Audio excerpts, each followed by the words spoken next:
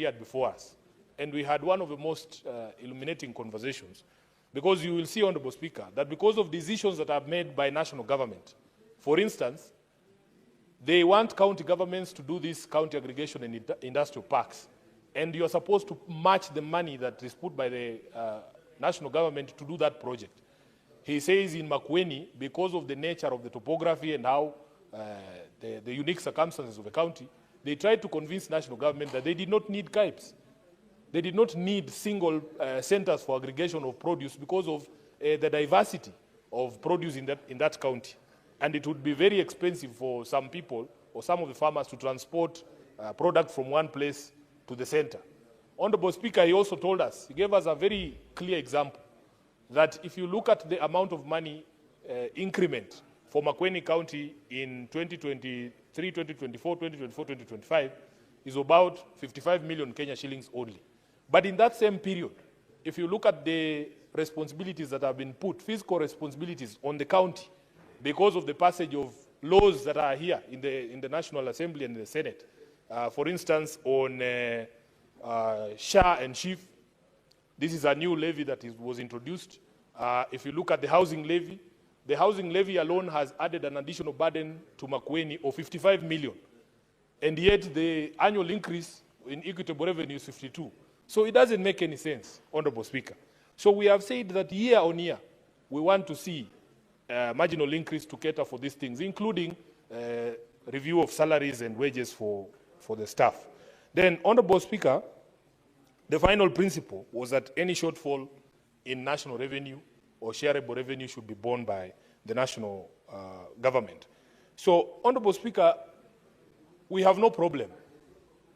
Whatever formula is adopted, the position that we have taken is that no county should lose. And we are willing to have that conversation with our colleagues. Now, there is some plea that has come from 11 of our colleagues who represent counties they themselves are calling small counties. And we have a few questions for them, Senator Osotsi and your group. Number one, where did you pluck this 6 billion figure from?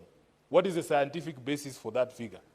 Because although these conversations are complex, we cannot say that you owe a responsibility to explain to us where you got 6 billion. Because why not 7? Why not 5? Why not 8? Number two, Honorable Speaker, if the argument is that most of this money goes to recurrent expenditure, we sit in the Public Accounts Committee, and Honorable Speaker, some of those counties, if you hear the stories in those counties, you will see that there is absolutely no justification to add the money. My view has always been that at the advent of devolution, people thought that counties existed to serve their tribes, that this was our county. It is the reason why if you come from Bungoma and you go and apply for a job in Kakamega, they'll tell you, you go back to your county. Even if you are a Bukusu person, man or woman, born in Kakamega. Many people will not distinguish between a Kisi from Nyamira and one from Kisi County. But they themselves at the local level know this one is from Nyamira and this one is from Kisi. And you cannot apply for jobs there because they'll tell you, your share is there, you go and get yours there. That is the true situation. So you find we had a county entity speaker that comes to the Public Accounts Committee, and a governor has hired over 30 advisors. And that county has only 2 constituencies, Honorable Speaker. There are less than 10 MCAs in that county. But he has hired for himself over 34 advisors. That is what the money for the county is going to. The governor wants to be able to go to every village and say, I employed so-and-so's son, he's working in my county government. I've employed so-and-so's son, he's working in the county government. And all of them, Honorable Speaker, I think with the exception of only Nairobi, they have never even complied with the requirement of ethnic balance in their counties, which is demonstrating my point that people think these counties exist to serve the dominant communities in those regions.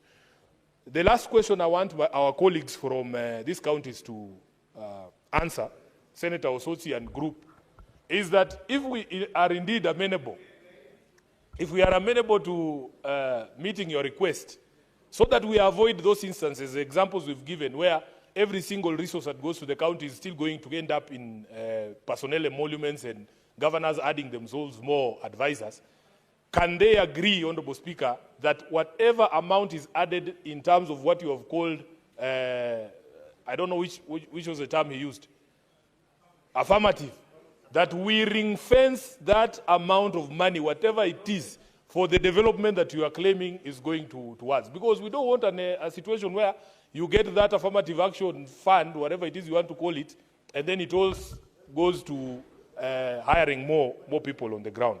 So, Honorable Speaker, for us, we were elected to represent our individual counties. The people of Nairobi expect that I will put up a fight for them to be able to get the highest possible allocation that we can get. But, Speaker, for me, I am very clear in my mind, even when we were doing the MOU with our counterparts from UDA, that because devolution is something that we hold dear as ODM, we have drawn a certain line in the sand. I am happy that the Senate improved on the proposal from us under that MOU for 450 billion. We have passed as a House 465. Honorable Speaker, I don't know why people get upset when I speak about that MOU. I honestly do not understand.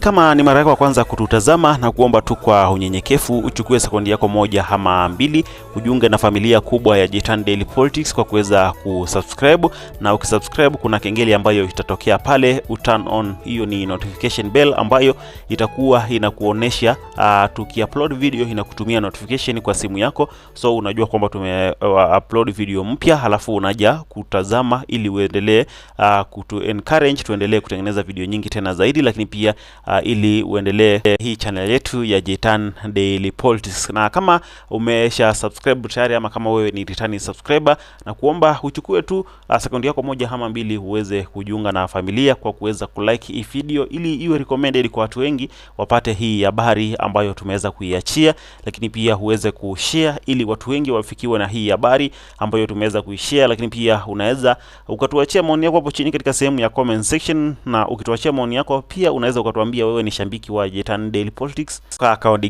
gani, kama uko hapa nchini Kenya, na kama uko nje ya Kenya basi utuambie wewe ni shabiki wa Jitan Daily Politics kutoka nchi gani. Jitan Daily Politics, na tutazidi kukufahamisha kila kitu ambacho kitakuwa kinatokea hapa nchini Kenya. Tutakuwa wa kwanza kabisa kuweza kukutaarifu na kuweza kukupa habari. Kwa hivyo ukiwa umesha subscribe tayari, mtazamaji wangu, usijali kwa sababu utakuwa unapokea habari zote ambazo zinaendelea kutokea hapa nchini Kenya bila kuweza kuchelewesha hata kidogo. Kwa hivyo mtazamaji wangu, asante sana kwa kuendelea kutazama video zetu, na Mwenyezi Mungu azidi kuwabariki tena zaidi, lakini pia na kuwasaidia na kuwalinda. Adios.